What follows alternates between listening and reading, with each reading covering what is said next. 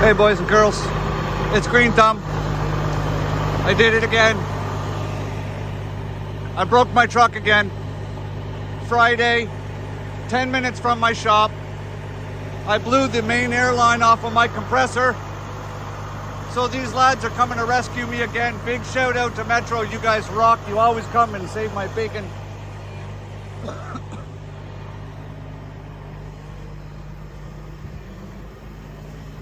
So we call in the big boys. When the big trucks break, we call in the big boys to rescue us.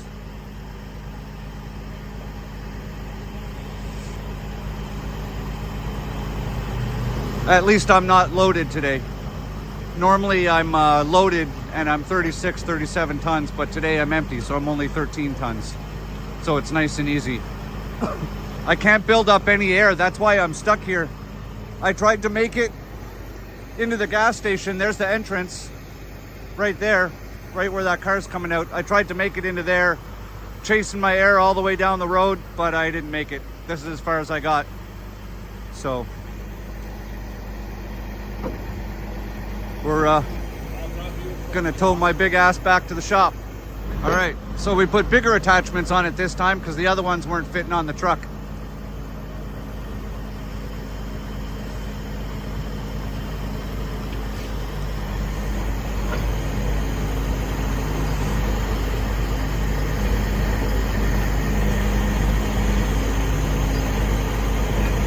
It's a little tricky to tow a dump truck. It's not so bad from the front, but they're not really set up to be towed from the back. But yeah, so normally what they could do is he could cage off my brakes, but it wouldn't make a difference because the line from the main compressor, it's like a big steel braided line, like that big, and it's torn right off. So with a dump truck, for those of you who don't know, all of your brakes and your transmission runs on air. And when you run out of air, it locks up all the brakes on the back. Just like pulling your e-brake on your car while you're driving. And there we go. Now we're on. So I can't move, so I'm literally stuck in the middle of a busy road.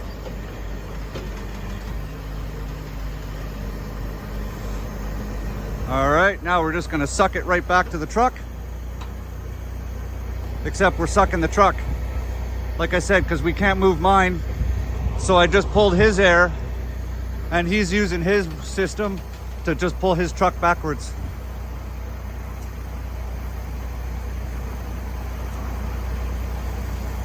Look at that, he even turned the lights on for me. Thank you.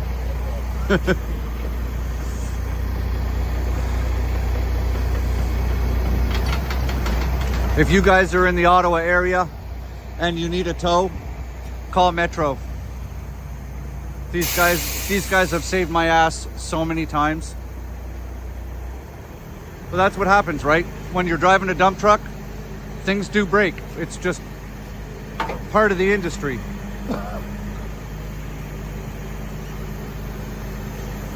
So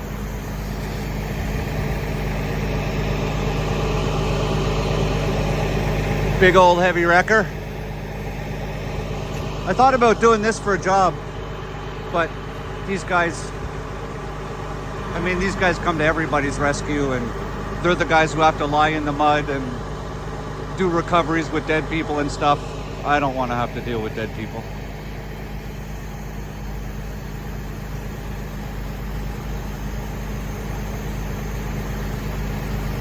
And I have his permission for filming. Not that I need it, but I asked because it's common courtesy.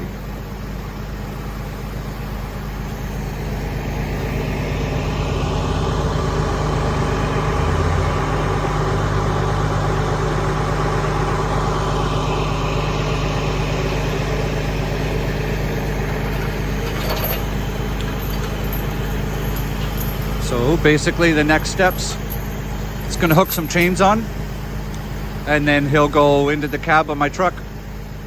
He'll either wrap my steering wheel around or he'll wrap my seatbelt around my steering wheel so my front tires don't wiggle woggle down the road, you know, or jack out sideways, or he'll put a strap on my steering wheel. And after that, we're gonna be ready to go soon. Doesn't take long. I mean, when you drive a heavy wrecker, that's what these guys do all day long, right?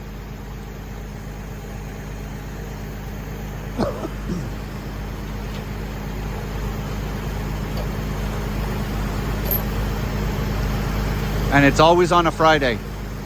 The last time I broke down and these guys had to rescue me, I tore the drive shaft clean off of my truck while I was doing 90 kilometers an hour. That's about 55 miles an hour. And I went from doing that to 0 in the span of 80 feet or something going up the road.